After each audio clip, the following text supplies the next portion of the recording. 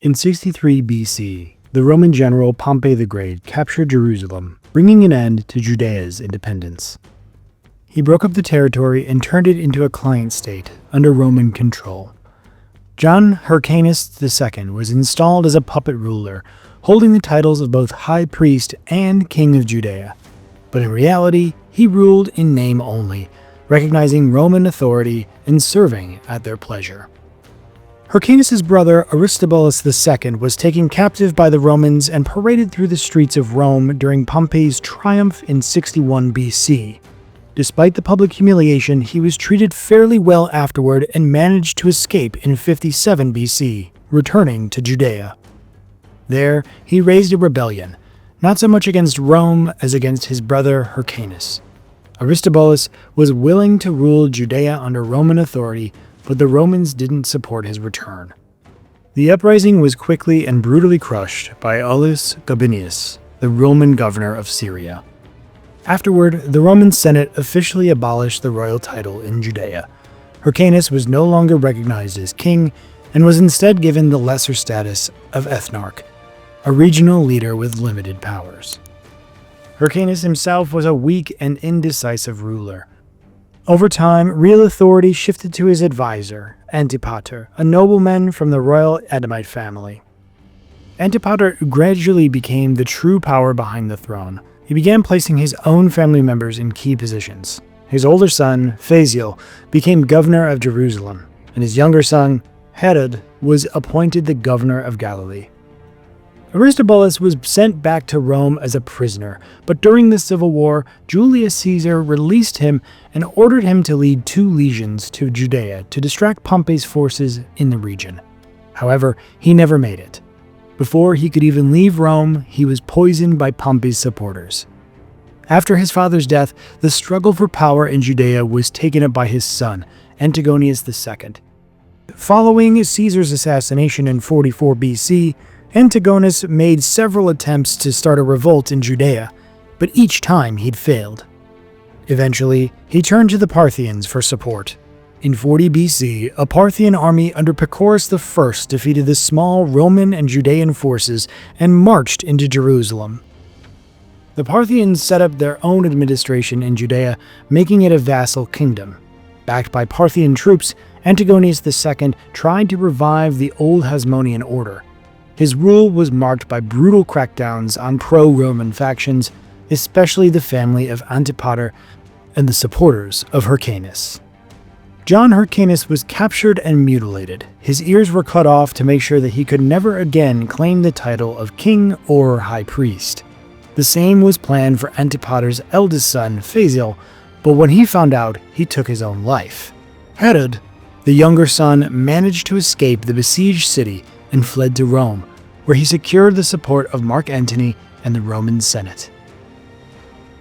Rome couldn't afford to let its main rival, the Parthians, establish a foothold in the Near East.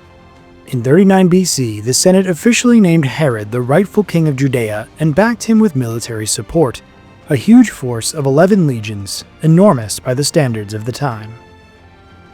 The war to retake Judea lasted 2 years and ended in 37 BC with the capture of Jerusalem. Antigonius and his followers put up fierce resistance. When Roman troops entered the city, the last of Antigonius' forces fell back to the temple, where they held out for several more weeks before finally surrendering.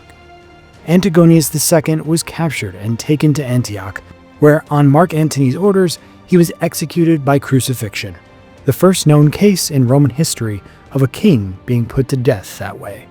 John Hyrcanus was eventually released and lived out his remaining years at Herod's court. He was treated with royal respect, but held no real power and never returned to any official role. And so, the Hasmonean dynasty came to an end.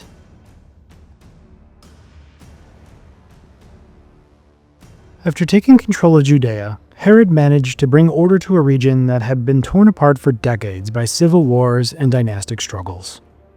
He eliminated all rivals to the throne and married Mariamne, the granddaughter of John Hyrcanus II, giving his rule a formal link to the Hasmonean dynasty. Herod is best remembered for his ambitious building projects. He convinced the Romans to invest heavily in Judea's infrastructure, arguing that it would benefit their future campaigns against Parthia. With Roman funding and Roman soldiers used as free labor, he built aqueducts and a wide network of paved roads. To strengthen his grip on the region, Herod constructed a series of fortified cities: Antipatris, Phasaelis, Herodium, and the now famous Masada. He also reinforced Jericho and rebuilt the former capital of the northern kingdom of Israel, Samaria, renaming it Sebaste. Along the Mediterranean coast, he founded the port city of Caesarea Maritima. There, Herod made use of innovative hydraulic concrete technology that allowed him to build a harbor directly into the sea, a groundbreaking feat of engineering for its time. At Herodium, Herod had a grand mausoleum built for himself, topped with what is believed to be the first unsupported dome in history, an architectural feat that the Romans would later emulate in the design of the Pantheon. According to ancient accounts, the mausoleum's central tower reached an incredible height of 150 meters, rivaling the Lighthouse of Alexandria, one of the 7 wonders of the ancient world. Herod was a passionate admirer of Roman and Hellenistic culture. During his reign, Judea saw the construction of amphitheaters for gladiator games, gymnasiums, theaters, bathhouses, and basilicas. While he maintained the image of a devout Jew at home, outside Judea, he openly funded the construction of pagan temples. His contributions helped build temples in Cyprus, Syria, and Greece. In return, Herod was honored with the title of official patron of the Olympic Games in Greece. But Herod's most ambitious project was the expansion of the temple in Jerusalem. He built massive retaining walls around the Temple Mount and filled the interior with earth, greatly enlarging the platform. The Western Wall, often mistakenly thought to be part of Herod's temple, is actually a surviving section of this retaining wall that supported the expanded Temple Mount. The reconstruction of the temple took nearly 10 years, but it was carefully managed so that worship never had to stop. Services continued throughout the project, and because of that, even though nothing remained of Zerubbabel's original structure, Herod's temple is still considered the second temple, not a third. The finished temple was considered one of the wonders of the ancient world. Its massive scale and rich decoration amazed even the Romans and Greeks, people not easily impressed by grand architecture. Herod also proved to be a capable administrator. His building projects, combined with Roman investment and a long period of peace and stability, led to a major economic boom in Judea. But that prosperity brought deep social changes. With so much money flowing into the region, wealthy Roman and Judean elites began buying up fertile farmland. Small, independent farms were replaced by large estates, latifundia, worked by slaves and hired laborers. Large numbers of landless peasants began moving into the cities, looking for work as day laborers. Luckily, Herod's massive building projects created plenty of jobs. These workers were commonly called tektons, a Greek word that appears in the New Testament to describe Jesus' profession. It's usually translated as carpenter, but the term had a broader meaning, referring not only to carpenters, but also stonemasons, builders, carvers, and even ditch diggers. For the most part, ordinary people had a favorable view of Herod, and this creates a strange contradiction, because in both Jewish and Christian tradition, Herod is remembered as a brutal tyrant, his name practically synonymous with cruelty. But yes, we're talking about the same Herod.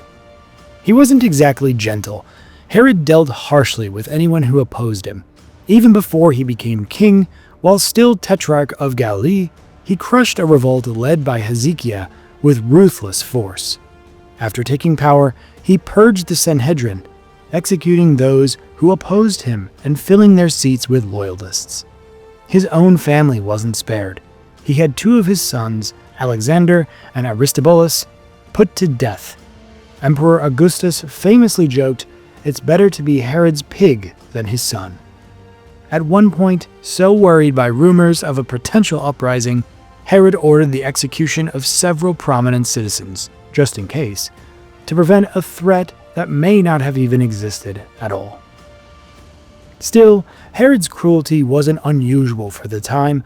Most rulers in the region governed in much the same way. In fact, some Hasmonean kings, like Alexander Jannaeus, were remembered as even more brutal than Herod. So why does Herod have such a uniquely bad reputation? Largely because the Pharisees despised him. They resented how he pushed them out of power, and perhaps more importantly, because they didn't consider him a true Jew. He was of Edomite descent. It was the Pharistic view that eventually shaped both Talmudic and New Testament portrayals of Herod. That view was reinforced by the historian Josephus, himself a Pharisee, who had potential reasons to hate Herod, as his own family had suffered under Herod's rule. In the end, Herod's image as a ruthless tyrant stuck, even though his methods weren't all that different from the rulers of the time. Herod the Great died in 4 BC. In his will, he divided his kingdom into 4 parts. His sons, Herod Archelaus, Herod Antipas, and Herod Philip, each received a portion, while his sister Salome was also granted a share. The largest and most important part went to Herod Archelaus, who was named in the will as Herod's main successor. He was supposed to inherit the royal title along with control over Judea, Samaria, and Idumea. But Emperor Augustus refused to recognize him as king and instead gave him the lesser title of ethnarch. Archelaus quickly found himself in conflict with the people. There were calls to remove the high priest and several corrupt pro-Roman officials who had served under Herod the Great. Archelaus initially agreed but never followed through. Those officials were loyal to him and useful politically. His broken promises led to a revolt in Jerusalem, which was crushed by his troops with brutal force. More than 3,000 people were killed. Not long after, another uprising broke out in the surrounding countryside. This time, the Roman governor of Syria, Publius Quintilius Varus, stepped in and crushed the rebellion, crucifying over 2,000 rebels. Varus would later meet his own end in the disastrous Battle of the Teutoburg Forest. But the violence didn't bring peace. From the moment of Herod the Great's death, Judea was stuck in a cycle of unrest and guerrilla resistance that it never fully went away. Eventually, Augustus had enough. In 6 AD, he removed Archelaus from power and exiled him to Gaul, where he lived out the rest of his life in obscurity. Herod Philip was a relatively calm and moderate ruler. His tetrarchy covered parts of what is now southern Lebanon and the Golan Heights. Unlike some of his more ruthless relatives, Philip governed without cruelty and focused on maintaining peace and stability in his region. He founded the city of Caesarea Philippi and expanded the small village of Bethsaida into a larger city, which he renamed Julius. Philip died in 34 AD in Julius. Since he had no children, his territory was placed under direct Roman rule after his death. Salome, the sister of Herod the Great, inherited a small region after his death. Her lands included part of what is now the Gaza Strip, as well as the cities of Ashdod, Ashkelon, and a small area north of Jericho. Unlike her nephews, who ruled over larger territories and were focused on consolidating their power, Salome had little political ambition. Her rule was quiet and uneventful. She governed her lands until her death in 10 AD, after which her territory also came under direct Roman control. Another son of Herod the Great, Herod Antipas, was given control over Galilee and Perea. He ruled until 39 AD, making him the longest reigning of Herod's sons. Like his father, Antipas was a keen builder. He founded the city of Tiberias on the western shore of the Sea of Galilee, naming it in honor of the Roman Emperor Tiberius. He also invested in rebuilding and improving other cities, hoping to boost the local economy and make them more livable. Despite his long rule, Antipas never really received the title of king, though he pursued it for years. His political downfall came after a falling out with his nephew, Herod Agrippa. Agrippa accused him of plotting against Rome and reported him to Emperor Caligula. In 39 AD, Antipas was removed from power and exiled to Gaul, where he spent the rest of his life in obscurity. The last rulers from the Herodian line were Herod Agrippa I and his son Herod Agrippa II, Herod the Great's great-grandson and great-great-grandson. Both held the title of King of Judea, but by then it was mostly ceremonial. Neither had real power. They were fully Romanized and served as loyal client rulers under the Roman Empire. After Emperor Augustus removed Archelaus from power in 6 AD, Judea came under direct Roman rule. Instead of appointing a new client king, the Romans chose to govern the region through their own officials, first called prefects and later known as procurators. The difference between the two titles is subtle but different. A prefect was typically a military officer from the equestrian class who also had administrative duties. A procurator, on the other hand, was originally a financial official responsible for collecting taxes and managing the emperor's assets and estates in the province. Over time, the role of procurator expanded, and by the mid-1st century AD, they were given both financial and military authority in smaller provinces like Judea. The most well-known of these officials was Pontius Pilate, who governed Judea from 26 to 36 AD. Unlike most Roman governors, who usually served short terms, Pilate remained in power for a full decade, an unusually long tenure. This suggests that despite frequent conflicts, Emperor Tiberius saw him as a dependable and effective defender of Roman interests in the region.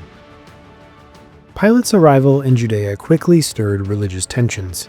Unlike his predecessors, he ordered Roman soldiers to march into Jerusalem, carrying standards bearing the image of the emperor, something Jews considered a clear violation of the ban on idolatry in their holy city.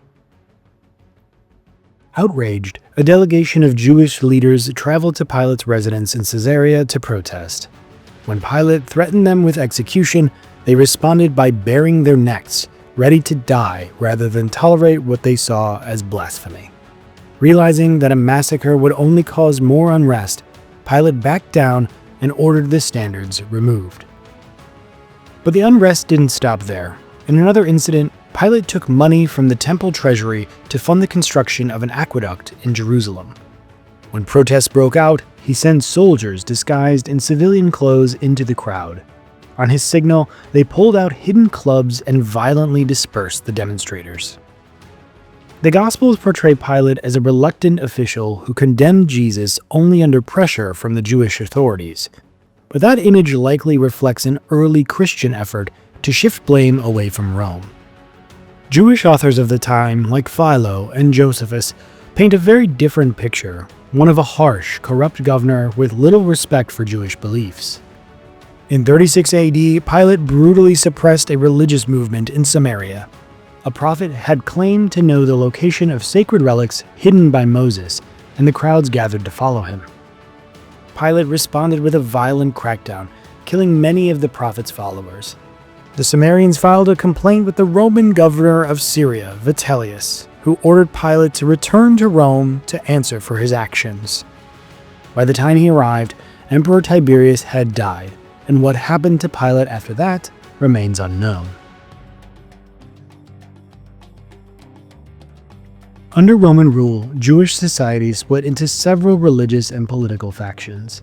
The most well-known were the Pharisees and the Sadducees, both long-established groups, and the Essenes, who had much in common with early Christians. But during this turbulent period, a new force emerged, a radical movement that the historian Josephus called the Fourth Philosophy. Today, we know them as Zealots. The movement was founded by Judas the Galilean, son of Hezekiah, a rebel executed by Herod.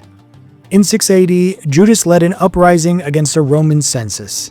While the census was a standard administrative measure for the Romans, mainly used to organize tax collection, many Jews saw it as a direct challenge to their faith and way of life.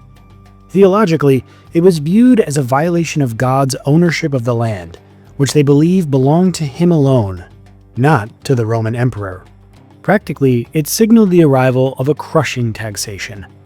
Judas's rallying cry was, "Let the Jews have no master but God." Though the revolt was quickly put down, his message endured. The Zealots believed that resisting Roman rule wasn't just a political act, it was a sacred duty. They refused to accept any compromise with Roman authorities or their collaborators, whom they saw as traitors not only to their people, but to God himself. In the beginning, the Zealots weren't a single unified movement. but a loose network of resistance groups. Some operated openly, others worked in secret.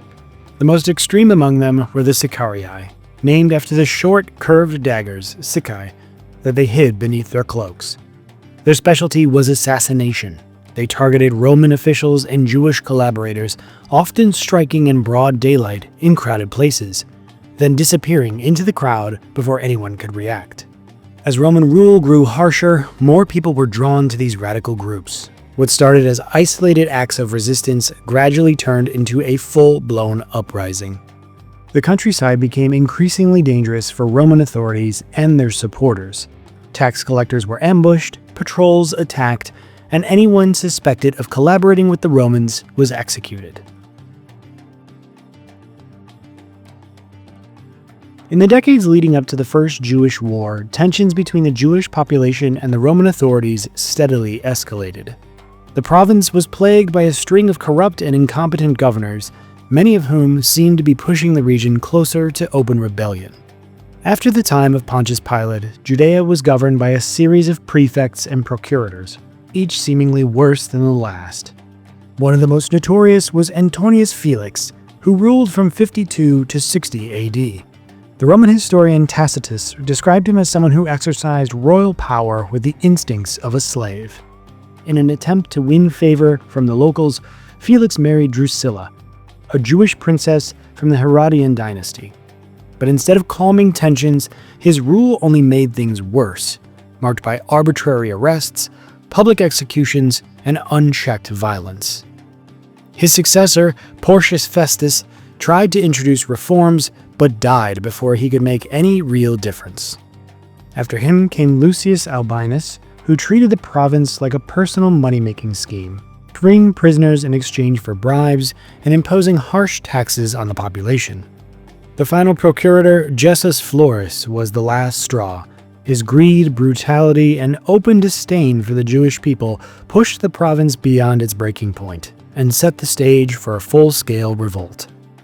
Gessus Florus became infamous for his sheer brutality and corruption. All of this played out against a backdrop of worsening economic hardship, heavy Roman taxation, widespread corruption, and constant financial demands from the temple elite placed an overwhelming burden on ordinary people. Many farmers lost their land and were forced to become day laborers or drift into poverty in the cities. Debt slavery was on the rise, and the gap between rich and poor was widening fast. In Jerusalem, the high priesthood had lost all credibility. The Romans treated the position like a commodity, selling it to the highest bidder. This created a class of wealthy, aristocratic priests who were completely out of touch with both religious tradition and the everyday struggles of people. While they lived in comfort, many temple workers barely scraped by. The social divide in the city grew sharper. The wealthy residents of the upper city became increasingly detached from the lower city, where laborers, the poor, and beggars made up the majority. Cultural tensions were just as important as economic pressure in fueling unrest. By this point, the Jewish diaspora had grown enormous. More Jews lived outside Judea than in it. Many had even begun to adopt aspects of Hellenistic culture, which caused friction with religious traditionalists. Even within Judea, society was divided between those pushing for greater Romanization and those determined to hold on to Jewish identity at all costs. At the same time, messianic hopes were growing. Many believed that a divinely chosen leader would soon appear, overthrow Roman rule, and restore the kingdom of Israel. The memory of the Maccabean revolt, a successful rebellion against foreign rulers, was still fresh in people's minds, and many believed history could repeat itself. Apocalyptic prophets added fuel to the fire, preaching that the current age was ending and that God's kingdom would soon be established on earth. Charismatic figures emerged, claiming to be sent by God. They gathered followers and called for resistance against Rome. But every uprising was brutally crushed. Still, each crackdown only deepened public anger and anti-Roman sentiment. Political corruption, economic exploitation, cultural division, and religious fervor had created a highly volatile situation. All it needed was a spark.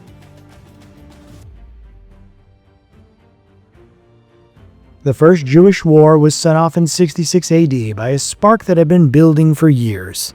Tensions between the Jewish population and Roman authorities had been simmering and finally erupted into a full-scale revolt. The first outbreak came in Caesarea, where a religious provocation lit the fuse. Local Greeks slaughtered birds in front of a synagogue, an act that rendered the site ritually impure according to Jewish law. Outraged, the Jewish community filed a complaint with the Roman procurator, Justus Florus, but instead of offering justice, Florus, despite taking a bribe of several talents of silver, sided with the Greeks and had the petitioners arrested. Soon after, he escalated the crisis by seizing money from the Jerusalem temple treasury. That was the final straw. The city erupted in rebellion. Florus responded with brutal repression. He sent Roman troops into the streets, and over 3,000 people were killed in the crackdown. Even prominent Jews, some of them Roman citizens, were arrested and crucified. The violence only fueled more rage. The uprising spread quickly, and eventually the Roman garrison was forced to flee the city. With Jerusalem in rebel hands, the temple priests took a dramatic and unprecedented step. They ended the daily sacrifice made on behalf of the emperor. It wasn't just a religious statement, it was a clear and public declaration of independence. When the news of the uprising reached Syria, the Roman governor Cestius Gallus marched south with the 12th Legion to put it down. He advanced on Jerusalem and began a siege, but then, unexpectedly, he pulled back. It's unclear why. He may have been worried about the campaign dragging into winter, struggling with supply issues, or simply realized that he didn't have enough troops to take on a large and fortified city. But on the retreat, disaster struck. As his forces passed through the narrow mountain road near Beth Horon, they walked into a well-planned ambush. The Jewish rebels crushed the Roman army. Over 6,000 Roman soldiers were killed, the legion's siege equipment was captured, and most symbolically, the eagle standard of the legion fell into rebel hands. For Rome, it was a devastating humiliation. But for the rebels, it was more than just a military victory. It felt like history repeating itself. This was the very place where, centuries earlier, Judas Maccabeus had defeated the Greeks. Now, once again, Judea had thrown off foreign oppressors. Riding the wave of their success, the rebels formed a provisional government. Control of Jerusalem was divided into two factions: the moderate aristocrats, led by the former high priest Ananus, and the radical zealots, led by Eleazar ben Simon. But Rome wasn't about to let Judea go without a fight. Emperor Nero sent one of his most trusted generals, Vespasian, along with his son Titus. Vespasian brought 3 legions and additional auxiliary troops, more than 60,000 soldiers in total. Vespasian approached the rebellion with calm and deliberate strategy. Instead of attacking Jerusalem head-on, he focused on methodically cutting off and destroying rebel strongholds across the region.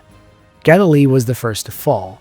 After a brutal siege at Yodfat, one of the key rebel leaders, Yosef ben Matityahu, better known to history as the Roman Jewish historian Josephus Flavius, surrendered. With Galilee secured, Vespasian moved south, capturing the coastal cities and then Edom. Only after these areas were under control did he begin preparations for the siege of Jerusalem. But in 68 AD, everything was put on hold with the death of Emperor Nero. The empire descended into chaos during the so-called Year of the Four Emperors, as multiple contenders, including Vespasian, vied for the throne. Once he secured power, Vespasian turned his attention back to Judea, placing his son Titus in command of the campaign. Meanwhile, Jerusalem was tearing itself apart from within. The moderate leaders were gone, and control of the city fell into the hands of 3 rival zealot factions. Each controlled a different part of the city: Simon bar Giora, John of Gischala, and Eleazar ben Simon. Instead of uniting against the Romans, they fought each other in bitter infighting.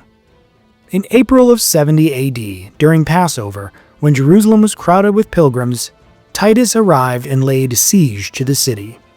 He brought with him 4 Roman legions: the 5th Macedonica, 12th Fulminata, 15th Apollinaris, and 10th Fretensis. Titus offered the defenders generous terms of surrender, but they refused. Titus didn't waste time. Within 2 weeks of preparations, the Romans broke through Jerusalem's outer wall with battering rams. A few days later, they breached the first inner wall, but the advance stalled. Losses were heavy, and pressing forward proved too costly. The Romans pulled back. After the failed assault, Titus changed tactics. The outer wall was dismantled, and buildings between the outer and inner defenses were leveled to create space for troop movements and siege equipment. To completely seal off the city, Titus ordered the construction of a massive earth and stone barricade encircling Jerusalem. Once the preparations were complete, Titus tried psychological pressure. He had his entire army parade in full ceremonial armor outside the city walls and again offered the defenders a chance to surrender. Once more, they refused. The siege continued. Inside the city, conditions quickly turned dire. With Jerusalem packed with pilgrims for Passover, food supplies ran out fast. Many tried to escape the starving city. A few made it, but most were caught and crucified by the Romans outside the walls. Some days, up to 500 people were executed this way. Meanwhile, the city was tearing itself apart. The Zealot factions kept fighting one another, now driven by hunger and desperation. Disease spread rapidly, and reports of cannibalism began to emerge. By July, the daily temple sacrifices had stopped. There were simply no animals left to offer. In August, the Romans finally broke into the temple. Its destruction wasn't part of the original plan. Titus had hoped to preserve the holy site. But during the chaos, a Roman soldier threw a burning torch through a window, and the temple went up in flames. Its treasures were looted and taken to Rome, a moment that is still depicted today on the Arch of Titus. The upper city held out for another month before falling. When the fighting ended, Jerusalem was in ruins. Nearly the entire population, along with thousands of visiting pilgrims, had been killed or enslaved. Even after the city's fall, resistance continued. The last major stronghold was Masada, a fortress built by Herod the Great. There, a group of Sicarii held out until 73 AD. When the Romans finally breached the walls, they found that 960 defenders had died by mass suicide rather than surrender. The destruction of the temple marked a turning point from which Judaism would never fully return to in its previous form. In the aftermath, Emperor Vespasian imposed Fiscus Judaicus, a special tax on Jews across the empire. Jerusalem was eventually rebuilt, but as a Roman colony named Aelia Capitolina, and Jews were banned from entering the city. With that, the era of the Second Temple came to an end. Once again, if you've made it to the end of this video, we really appreciate it if you liked and subscribed. We have a whole team behind this, and we really love seeing you follow along on our journey through ancient civilizations. We put out new content every single week. If you'd like to support the channel and help us make more videos like this, consider joining us on Patreon. You'll get early access to new episodes, work-in-progress updates, and more. Every bit of support goes a really long way. Thank you. You can also leave a super thanks down below if you'd like to give us a little extra boost. It really means a lot and helps us keep going. We hope to see you next time.